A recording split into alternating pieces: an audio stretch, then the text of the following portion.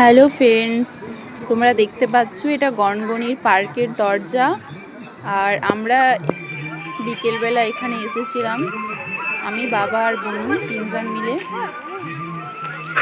বিকেলের দিকে এখন মোটামুটি লোক হয়, তবে গ্রীষ্মকাল তো সেই জন্য খুব একটা হয় না। তো এই যে তোমরা দেখো, এখানে হচ্ছে গনগনির বিভিন্ন যে ভূমিরূপগুলো নদী এবং বৃষ্টির জলের ক্ষয়কার্যের ফলে এগুলো তৈরি হয়েছে।